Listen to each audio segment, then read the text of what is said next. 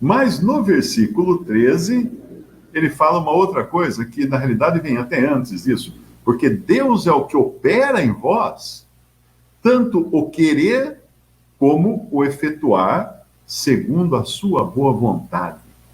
Então, primeiro tem que ter o querer. Primeiro tem que ter o querer. Depois vem o fazer, né? O efetuar. Mas esse querer, assim como a fé, né? A gente descobre, depois de salvos, nós descobrimos que não veio de nós, era dom de Deus. Também, quando nós fazemos alguma coisa para o Senhor, nós precisamos entender o seguinte: não foi apenas o Senhor que nos usou como o violino dele para tocar uma música, fomos apenas instrumentos, mas também a disposição de deixar o Senhor nos usar. Veio dele. O querer veio dele, também não sobra nada.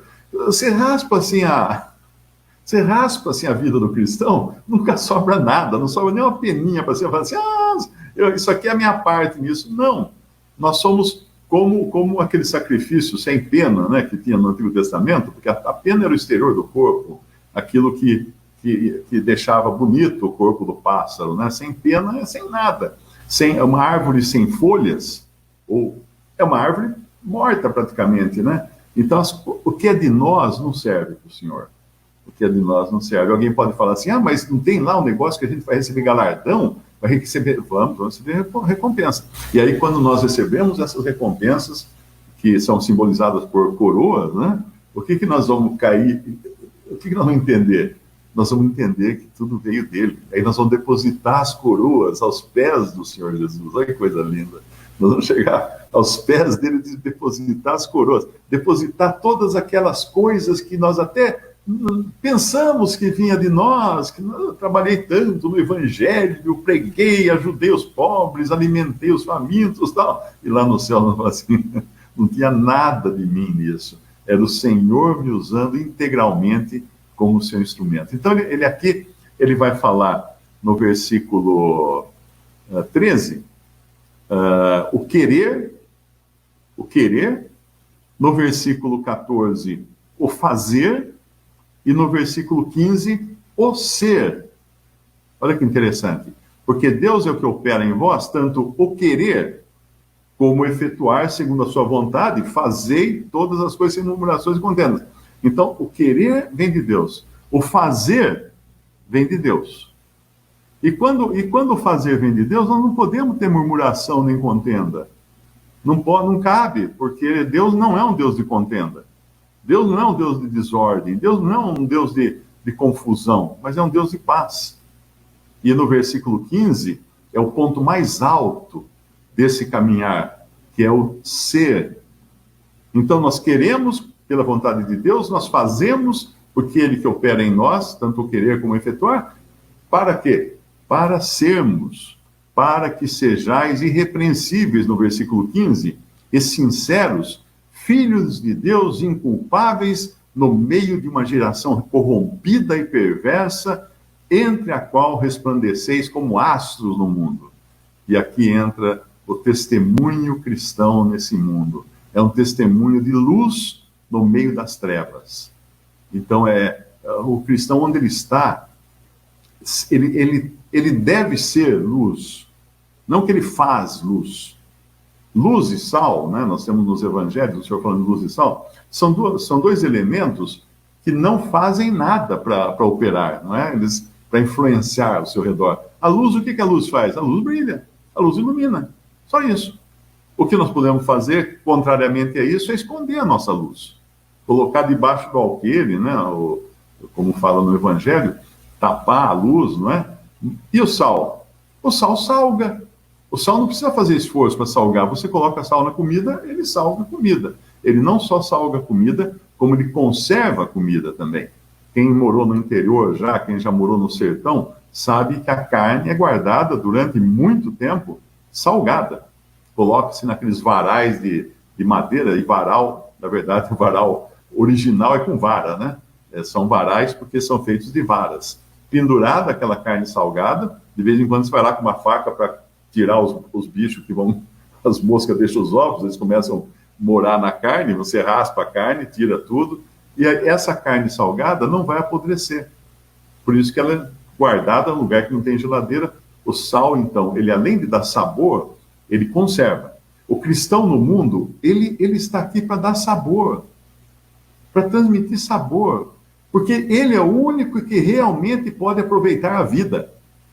Uma vez eu preguei uma mensagem na pregação do Evangelho,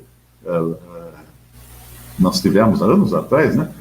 Que eu falei de aproveitar a vida. O cristão tem que aproveitar a vida, deve aproveitar a vida ao máximo. E a primeira impressão quando você fala que o cristão tem que aproveitar a vida, a primeira impressão é aproveitar a vida, então eu vou cair na gandaia, então eu vou aprontar por aí. Não. Que vida que o cristão tem que aproveitar? A vida nova que ele tem em Cristo agora. Essa vida nós temos que aproveitar ao máximo. Se um cristão não está aproveitando a vida, ele está perdendo. Ele está perdendo tempo, porque ele tem uma vida que ninguém mais tem. Veja a continuação do versículo. O que diz lá? Para que sejais irrepreensíveis e sinceros, filhos de Deus, inculpáveis, no meio de uma geração corrompida e perversa. Subentendendo aqui que essa geração inconversa, né, que não se converteu, está corrompida, é perversa e está em trevas. Como que isso se deduz dessa passagem? Pela continuação. Entre a qual resplandeceis como astros no mundo. Resplandeceis como astros no mundo. Retendo a palavra da vida. Que vida? Essa vida que nós temos agora em Cristo. A única vida que permanece para sempre. A outra acaba. A outra acaba. Nós estamos vivendo o coronavírus. Aí toda hora no jornal, pessoas conhecidas, assim, celebridades, ou políticos, ou pessoas da cidade, que nós ou conhecemos pessoalmente, ou ouvimos falar, mortas. Acabou a vida. Onde estão? Se creram em Cristo, estão no céu agora com Cristo, esperando a vinda de Cristo para ressuscitar os mortos e levar os vivos, transformar os vivos salvos, né, os crentes salvos.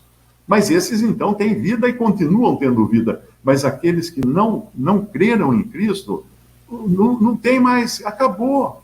Acabou. Por isso que eu digo, quando você vê uma pessoa, assim, fazer de tudo, o cara faz de tudo, faz tramicagem, faz corrupção na política, faz tudo que você imaginar que ele faz, mas como é que essa pessoa, de sã consciência, praticou atos tão horríveis, prejudicou tanta gente? A resposta é simples, porque ele só tem uma vida. E essa vida que ele tem é aqui. Ele tem que aproveitar ela ao máximo, porque essa é a única vida que ele tem. Se ele não aproveitar essa, se ele não ficar rico aqui, se ele não ficar com um monte de mulher aqui, ou a mulher com um monte de homem, se ele não viajar para todos os lugares do mundo, se ele não participar de tudo, se ele não enganar todo mundo que ele conseguir enganar, ele perdeu, ele desperdiçou. Ele tem o quê? 30, 40, 50, 70, 80 anos de vida, ele jogou fora. Ele jogou fora. Quando perguntaram para um bilionário, né, eu não lembro agora o nome dele, se era o Hearst, era aquele bilionário das comunicações, ou era o outro, não lembro exatamente, perguntaram para ele assim, quanto dinheiro é suficiente? Ele falou, mais um pouco. Por quê? Porque nunca tem fim, nunca tem fim. Então o cristão tem isso, e ele, no versículo 16, retendo a palavra da vida, para que no dia de Cristo possa gloriar-me de não ter corrido nem trabalhado em vão. Por quê? Porque Paulo foi aquele que Deus escolheu para colocar esses irmãos no caminho do Senhor. Eles podiam andar sozinhos agora. Eu, quando era pequeno, ganhei uma bicicletinha do meu pai, ele colocou rodinha atrás da bicicletinha, e ele ia correndo, segurando no selim da bicicletinha, para não cair, né? E aí ele foi soltando, uma hora eu estava só com as rodinhas no chão, depois ele tirou uma rodinha, depois ele tirou outra rodinha, no fim eu estava andando sozinho. E assim é o cristão. Nós temos aqueles irmãos que são nossas rodinhas, para nos ajudar a andar no começo da nossa pedalada. Mas aí a gente vai ter que depender do Senhor e aprender a andar sozinho. Só mais uma coisinha aqui, é o versículo 14, fazei todas as coisas sem murmurações. Uma coisa que eu odeio, assim, que é murmuração. É pessoa que reclama. Isso aqui em casa, nós sempre procuramos ensinar os nossos filhos a nunca reclamarem, porque a palavra de Deus diz, Em tudo dai graças. Em tudo dai graças. Tem gente que é azeda. Tem gente que acorda de manhã reclamando, passa o dia reclamando, vai dormir reclamando e diz que é cristão. Mas espera aí, não é de Deus que vem tudo que você tem, tudo que você é? Como é que você fala que crê em Cristo se você acha que está tudo ruim? Está tudo ruim. Ah, você vai falar assim: ah, o Senhor é meu pastor, por isso que a minha vida está uma droga. O Senhor é meu pastor, por isso que eu não tenho sustento. O Senhor é meu pastor, por isso que eu não tenho um emprego decente. O Senhor é meu pastor. Você vai falar o salmo desse jeito? Não vai. Porque o crente ele tem que ser grato em tudo. Graças te dou, ó Pai. O Senhor Jesus orava dessa maneira. Nós damos graças pelo alimento, nós damos graças pela palavra de Deus, nós damos graças pela salvação todos os dias. A pior situação que pode acontecer para um cristão é uma que Deus permitiu.